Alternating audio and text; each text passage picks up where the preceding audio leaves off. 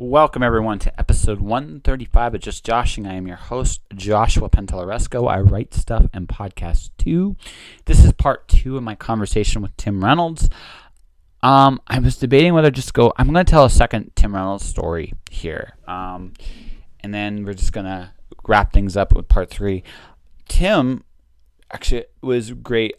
I was expecting a very comedic talk. And as you can see, we talk about a lot of serious things here. So I'm going to talk about the biggest surprise talking to Tim. He's an incredibly thoughtful guy. And I don't, like I said, you think one of the coolest things I've learned this year is sometimes the guys that seem the loudest, most entertaining, and sometimes I'm not gonna say obnoxious because Tim's funny, but he doesn't come across to me quite that way. Maybe he did in his younger days. I don't know, but he is incredibly considerate. When I read some of the stuff he's talking about on his Facebook, like it's amazing how open he is to some things. And like I said, we had a great little conversation about some stuff here. And like I said, it wasn't what I expected, but honestly, it was better. It wasn't dark or brutal or gritty. It was just two adults having a serious conversation. And like I said, Tim was really, really cool. So I hope you listen to part 2, and I'll be back with one last Tim story for part 3. Okay. No. It's like saying I'm going to be president. Well, it's interesting because for me, I went through a period in my life where I really, really went through a hard time. And this is just me. I made a couple promises for myself, but I ever got myself serious money. I will now do it from the lottery because I don't believe in the lottery. So that's a long story. What do they call that? A tax on the stupid? Yeah. Hope for the poor to keep them in line. I think Orwell was really right about that. I look at it, if I get to the point where I get to a decent amount of money, one of the things I kind of, like in my head, if I really make it, I'll open up a soup kitchen and I will feed. Like, I will give back because that's, for me, there was a point in my life where I was, again, I wasn't starving exactly, but I was, for what I had to do to survive, I was not eating enough. Right, it was just too much. It was just too much. And been there, done that. Yeah. Just because I'm in the house now doesn't mean no. There's that but point. I'm also old, so. Yeah, but the thing is, right? I made myself a promise, like, if I make it, right? Yeah. If I make it, the toy I want for myself is a motorcycle. That's my toy. Right. But but for like just like as a personal thank you, because the other thing too I realized too is, I think, and I think people get wealth sometimes, like when they're not ready. But also, I think sometimes when fortune does come your way and you realize it for what it actually is, you should be thankful. And again, that might just be my own karma in the universe kind of deal. But I look at it this way: if I can help other people, I can't solve the world's big problems. I don't have the magic solution in my head about how to do that. But what I can do is, I remember what it was like, struggle for a meal. Or struggle for a fulfilling meal. I can do that. Exactly. Yeah. All right. You can find whatever your background is to find out. Oh, yeah. Like, I've got friends who are adopted. Yeah. So if they won a lottery, they would put money into some aspect of the adoption industry, whether it's helping to reconnect parents, or whether it's simply making sure that the kids at St. Olaf's get a good meal every day instead of gruel, whatever the case may be. Exactly. And I think everybody's got their own personal thing. I feel sorry for lottery winners who are single. Yes. Oh, because, God, yeah. Because you've got $10 million. How can you trust anybody that comes up to you? Well, and flirts with you, because if they didn't flirt with you before you had it, just because they now know do you think, wow, we just happened to meet at this great cocktail party that I might not have been at when I was poor, but I think that how would you trust anybody? Well, and you'd want to, but no, it's a shame that we even think that way. Well, but we have to, and that's because it just. But neither one of us has won a lottery, so. Well, no, but even when it comes to just money, period. It's funny because I know a situation like someone I dated is with someone right now that he's getting to that point where he's starting to see some serious success. Right. And I understand her side of it, and I understand his side of it, because he's very reluctant to trust her right now, and I understand because he's doing, he did all this on his own. Right? And because he did this all on his own, it's not like a deliberate strike against her, but it's like you gotta really show you're gonna be here when it really counts, because that's the only way it's even got a hope. And her thing is like, well, I just want him to be the care, because he's not the kind of person that's gonna do that, but that kind of trust takes a long time to build. Yeah, exactly. And if he says, well, sign a prenup to prove it to me, then she could either say, yes, I'd be happy to, and I'll prove my love to you, or she could be, and not incorrectly, offended that he doesn't trust her. But sadly, well, the other thing too is it's just money. Yeah, that's the other side of it. Is it's just money, and but then again, you never know what. Like, you might not have any money, but it's hard to say. When you get into relationships, it gets complicated. You've got to throw caution to the wind and trust somebody at some point. But also look out for number one. Well. No, I think what it is this is just my perspective. It'd be easier for a guy like me to get into a relationship because I don't really have much to lose. So if things went south. If things went south, there might be some real serious emotional heartache. Right. But it's like, okay, it didn't work. Sooner or later, it didn't work. We got to move on. I've achieved something. It's not so much about the money.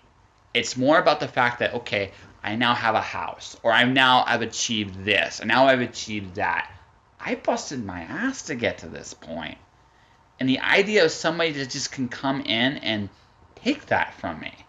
Yes. Yeah, I'd like to think that the divorce court system is getting a bit more of a balance, but I have a coworker. Yeah. Well, but then again, there are plenty of spouses, and in the Western society, it's usually women who have stayed home to look after the kid. Not always the case, but yeah. Well, if you put the numbers together, it's the majority, and that's not working.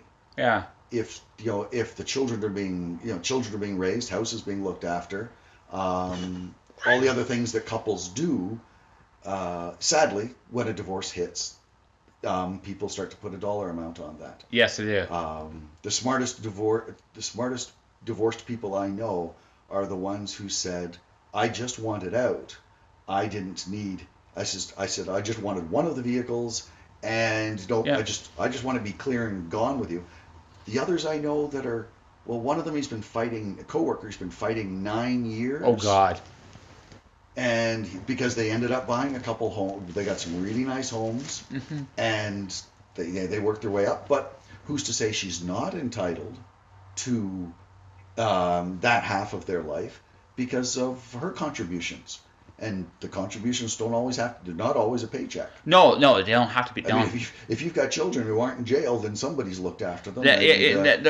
What have people have given up? How many people do we know where the husband's going through law school or med school, which takes a long time, and the wife has said, "That's fine, I'll put you through." I have friends like that. Absolutely. And if they got divorced, I would like to think that the two parties could come to some kind of agreement, but how do you put a price on all that? I don't envy the judges who make the decisions. No. Or like the lawyers who are saying take her for everything they're worth. But it's one of those. I honestly think that's one of the biggest reasons why there's so many there's a big lack of trust in relationships today. It's the money. It's the business aspect of the divorce, because they don't look at a married couple like a married couple. They look at them like a business. Exactly. It's a corporation and their shareholders, and it's nasty, and that's unfortunate. But that's unfortunately the world we live in today. That is an oddly depressing thought. We should actually talk about something fun. But just to finish that one off, though, I can understand why some people do fight, because if they've given up a lot and they've been living a lifestyle at a certain level, and all of a sudden their spouse goes and cheats on them and throws them out to the street, so to speak. They've got a right to be angry, and if money is how they have to lash back at that person, but I can understand it. I'm not saying I condone how it's always done, but it's one of those things where it's really important not to judge people. Exactly. It's really important because honestly, you're not in their shoes. I think what it comes down to is, and I think this is the only thing I do know for sure about relationships. At the end of the day, they're a partnership, and as long as both parties are giving and it's on parity, that's actually the real that right. Yeah. And it doesn't necessarily have to be money. It has to be. It can be like simply how do you help each other out. Right. Exactly. Yeah. Right. It's about that, and if there's a balance, and you guys have worked together and you've gone through thick and thin, well, if it goes at the very end where it doesn't work out, then I truly think both sides are entitled to stuff, and that's just the way it is. I just think the wise thing today is if you can avoid the legal system when you settle, do so.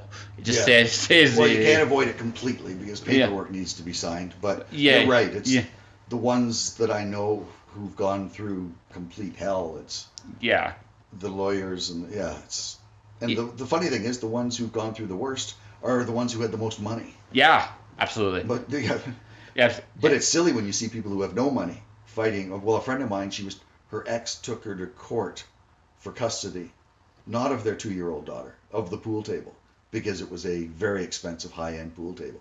Wow. And the judge, when it came before him, he looked down at the paperwork and says, "I'm sorry, you're here to discuss custody of the pool table? He said, get out." And he threw the case out. Then she got the pool table and then could sell it back to him. But she got the daughter. But I've got friends who they're arguing over the dogs. My head hurts on the pool table. Honestly, it just legit hurts. Yeah. He's an idiot. Yeah, but I mean, it hurts. Really? A pool table? Yeah. Some people. Yeah. They get their heads wrapped, or their hearts, their souls, their egos. Wrapped around an item. Yeah, I guess. Like whether it's the pool table or it's the Ford F-150 or the membership to Club X or the golf course, whatever.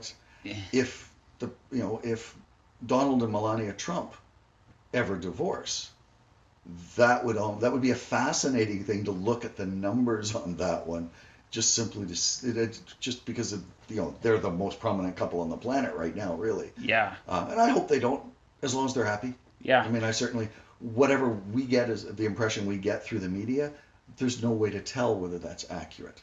Like you say, we can't judge. And exactly. It's not about that. It's about whether or not. Whatever you think of him as a mouthpiece and a person doesn't make him a bad X or a bad Y or good. Yeah. And it doesn't make her good or bad or whatever. The thing like media, it does throw a perception that there's I try to research my stuff a lot more like outside of the standard parameters now, because I know today it's so biased. You're saying today it's biased, but take a look at history. And since the newspapers were printed, there have been at least two sides. And both sides have tried to manipulate. Like when you look at the UK, the US, Canada, the Tories and the Whigs, your newspapers almost always were either on one side of the political fence or the other. And they were trying to trash the opponents. And money came in from the governments to those papers. And certain papers, they were called the Whig Standard, the Tory Standard. Those were paper names. Yeah. And that's been going on since, whose biography was I reading? Daniel Defoe.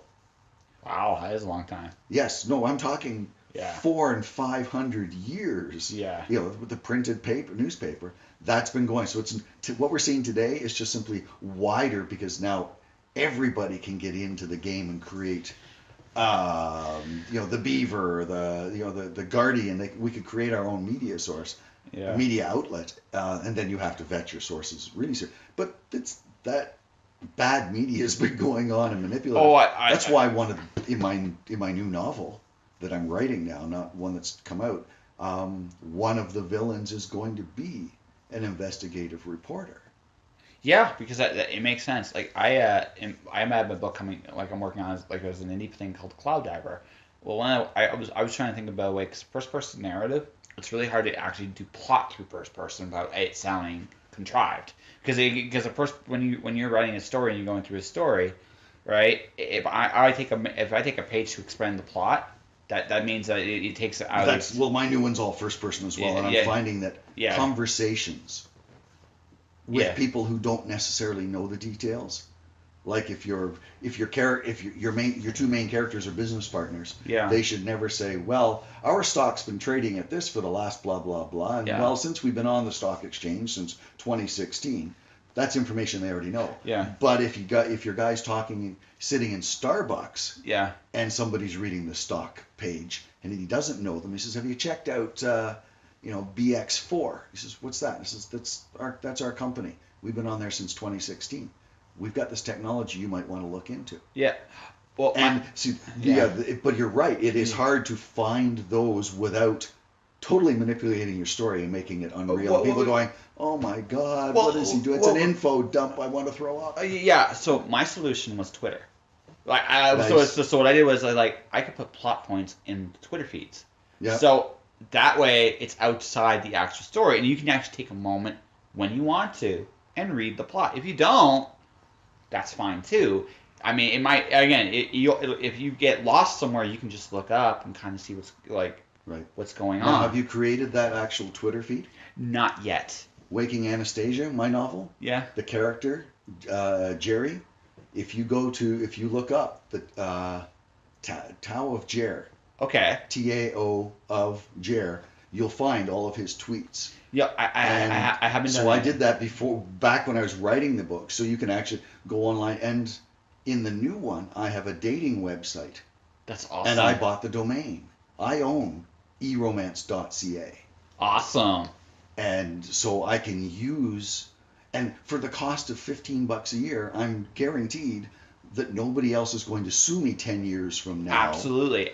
And that kind of stuff and the world does that too. They'll look it up and go, "Oh, so look at this Twitter feed." And what I'm doing is, like, what I'm doing right now is we're looking at QR codes. Okay. So because we want to create mocks, this is a futuristic science fiction story. Right. So technically it shouldn't exist yet. You know what I mean? Right. But in a QR code kind of website kind of thing, mm-hmm. it can exist. Like I have an idea of doing mock Wikipedia pages, some actual behind the scenes content. No, that's great. Is to do it's the fact that today again mediums are a lot closer to that than they ever have been, and as a result, it's really easy to just go, well, why not just play here and here and here?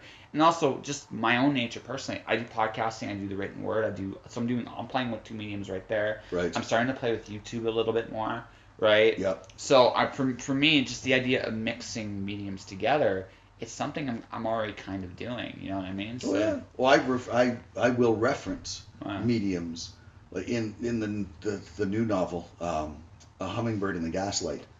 I have the character refer to one of her neighbors as, I'm not on. He's got a YouTube channel. He says, she's dancing in her kitchen. He says, well, I'm not that guy who dances with his cat to oldies tunes.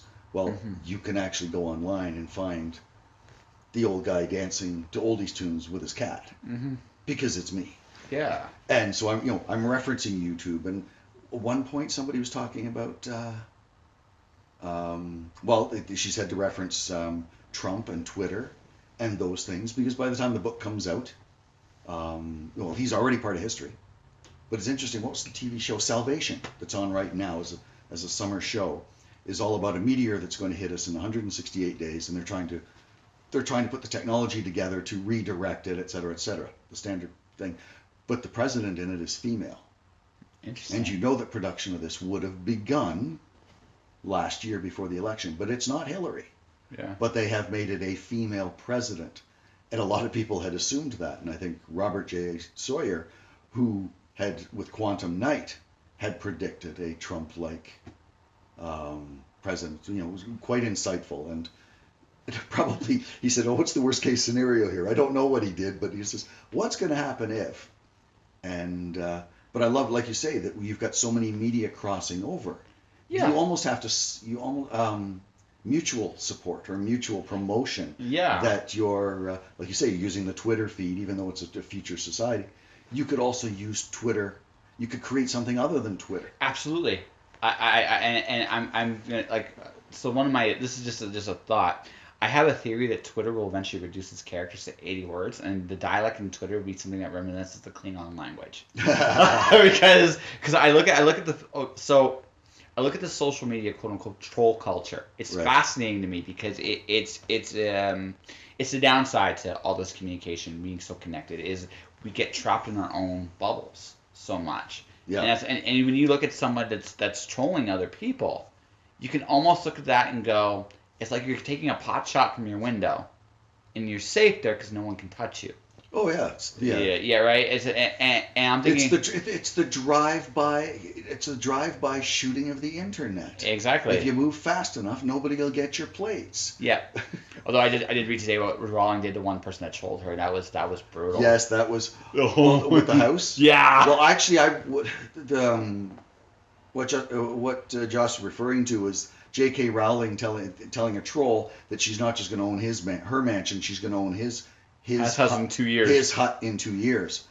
I tried to find out if that was real. It is. And I'm hoping she didn't kick him out, because that sounds really petty, that somebody who ticked you off on Twitter, that you're going to go own their house and make them homeless. Whereas I would like to think that J.K. Rowling has a bigger heart and that she would have bought the place and said, you can stay, but you're now paying your rent to me. Actually, interesting thing about that, I read the article. What happened was he was having financial. The reason why she said 2 years was. Oh yeah, she had to do research. He was having trouble. If he was having trouble, he still was having troubles. So it was, on the one hand, it was incredibly ruthless. On the other hand, I'm thinking, well, if I took over a guy's house and had his bad debt, she has a reason not to have him, because if he now. In all fairness to that guy, if he's got real struggles going on, then you'd like to think she has a heart. But if he's just being a prick for the sake of being a prick, well, I would like to. Well, when you read the article, though, the last comment he made was, he makes one comment. She says, "Well, I'll own it in 2 years." Now there's no communication between the two, and the article makes it sound like she spent 2 years trying to figure out financially who this guy was, what his life was about, and then went and eventually bought out. No. Wait, that's the impression I got. So. The impression I got was he was already struggling. Oh yeah, no, he was struggling. Yes, he'd been having problems, but the fact that he wasn't continually trolling her for 2 years, why would she? Yeah, that's why it almost doesn't. Yes, it sounds like because she's famous for putting internet trolls in their place. It just sounds like a very petty thing to do.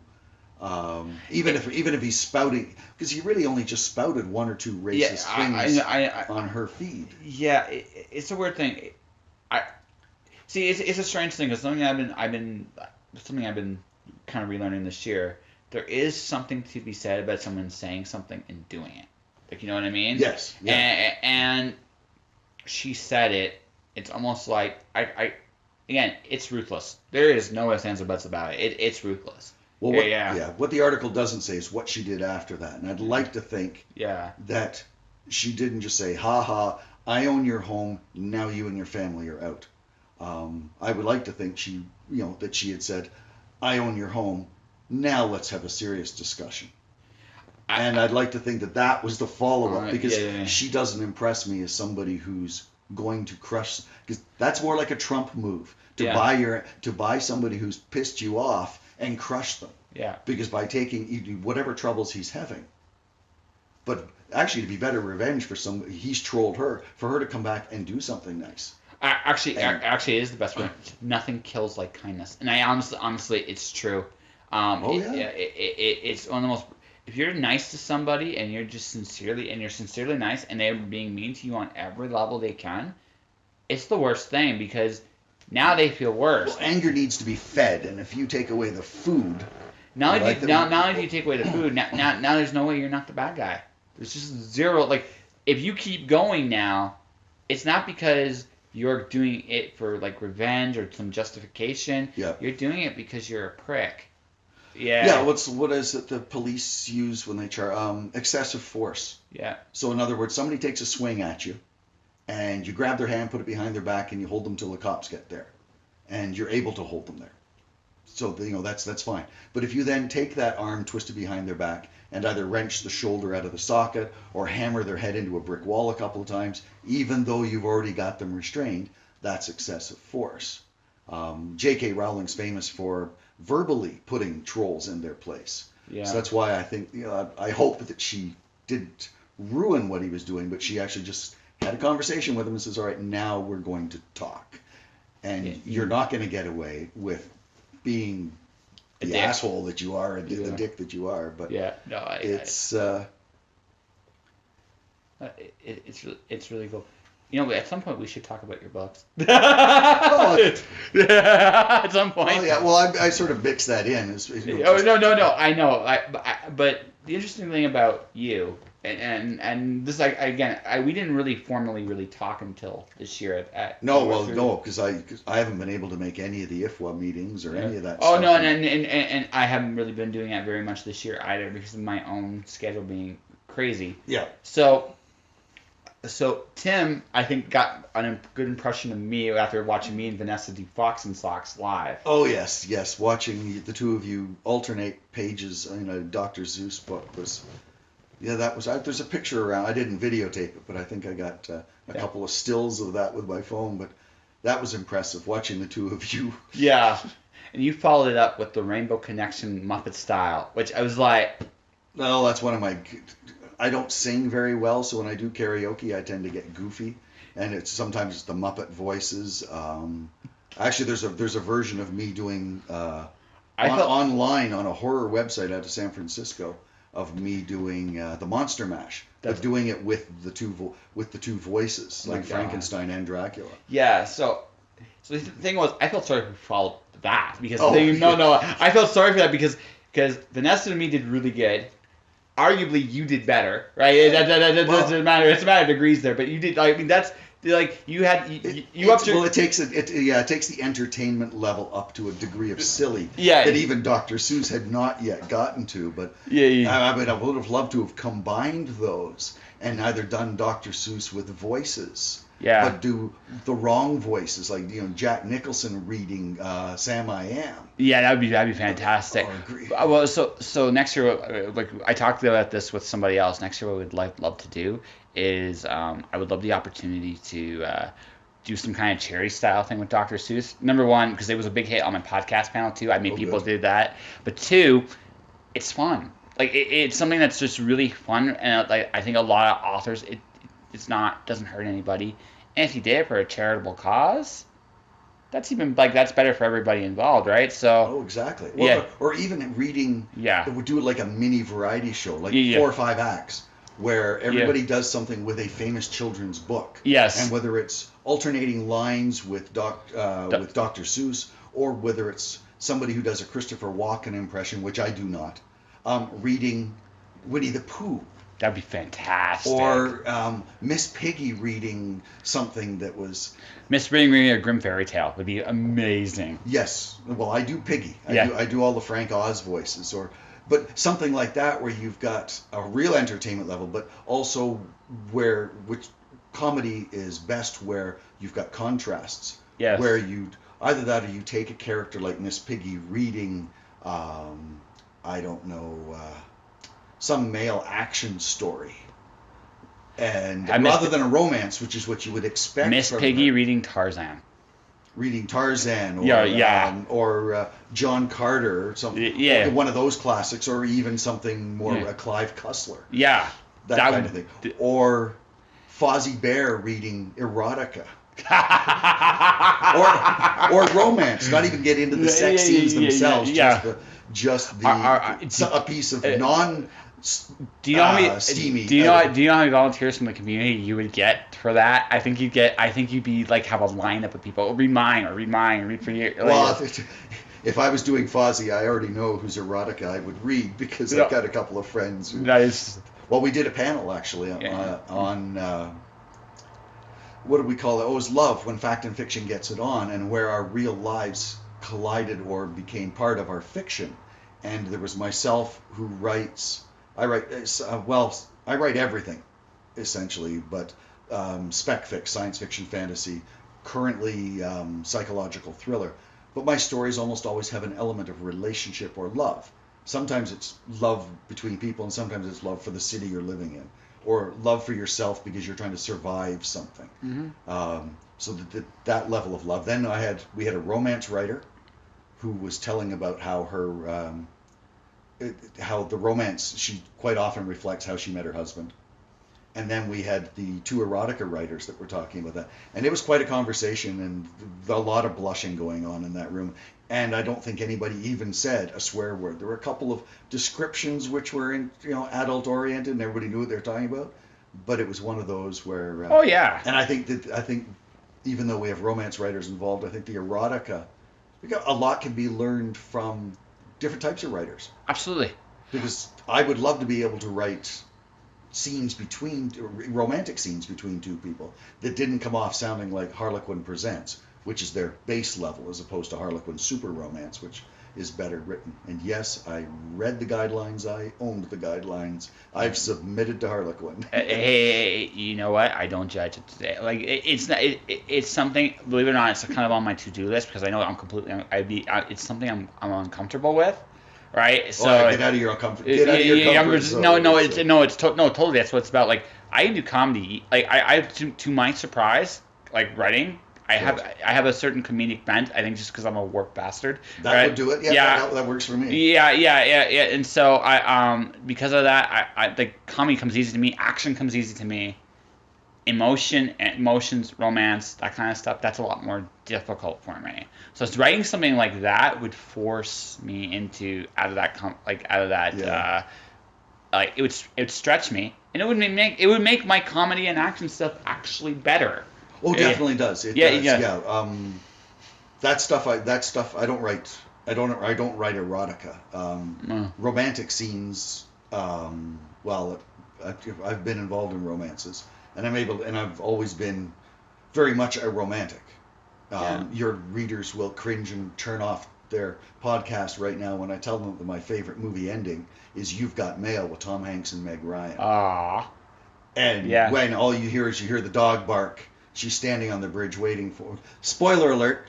Yes. And all you hear is him yell out Brinkley, and she knows that's the name of her dream man's dog, and all of a sudden Tom Hanks walks around the corner, and the emotions on you watch Meg Ryan's face, and she's so torn because here's a guy that she loves, she hates, she's hated, she's loved, back and forth, and you see it all in her face, and then her only line is, "I was hoping it was you."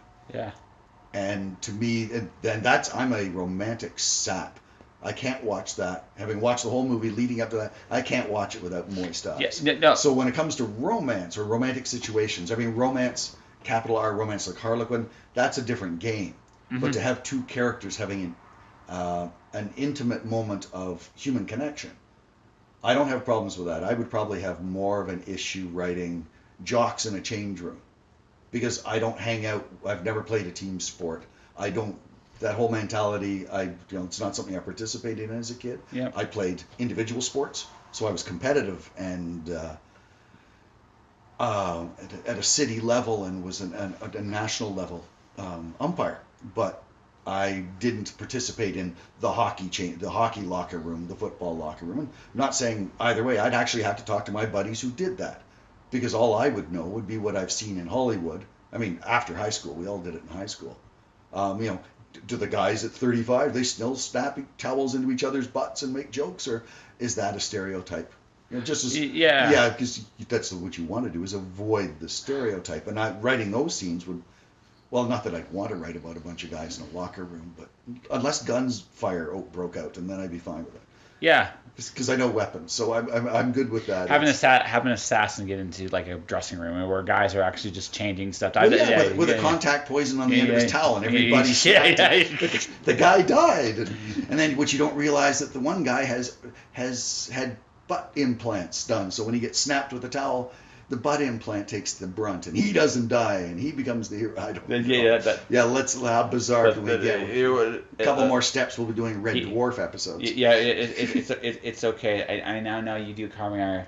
Ass man, his ass saves him. His ass, yeah. It's like, okay. Well, if an ass can run one of the biggest countries in the world, then an ass can save. Yeah, that's right. A bunch of guys in a locker room. That's right. Yeah, or we just call him the Jiggly Butt. Whatever. Jiggly. Yeah. And that will do it for this episode of Just Joshing. If you want to support the podcast, you can. You can do this a number of different ways. You can subscribe to the podcast either through iTunes or through Podomatic. If you do so, please leave a review. Tell me what you liked about the show, what you hate about the show. Just don't hate too loud, okay, guys? Because I'm sensitive and stuff. Actually, it really doesn't matter to me. Just leave a comment. Let me know what's going on. If you like what you're hearing, that'd be great. Beyond that, you could also buy my books. At this point, The Watcher, Storm Dancer, and The Wandering God are done. The series is complete. You can get them on Amazon. You can get them at mirrorworldpublishing.com. You can get them anywhere books are sold electronically. You can also ask your local chapters, Barnes & Noble or Amazon, to get them in stock. I would love if you did. If you hate the book, just don't tell anybody, okay? Okay. Beyond that, you can subscribe to my YouTube channel. My YouTube channel is Joshua Pantelleresco. Currently, past archived episodes of the podcast are there. More and more episodes are going there as we speak. Definitely should check that out and do what needs to be done. Above all else, though, whether you support me or you don't, thank you for listening. You should stay inspired. Do what you feel called to do. Don't be afraid to make the sacrifices required to find the success you're looking for. Because the real secret is, what are you willing to give up to go forward? That, more than anything else, I think determines how far you go. All right, guys, you take care of yourselves. All right, see you next time. Josh.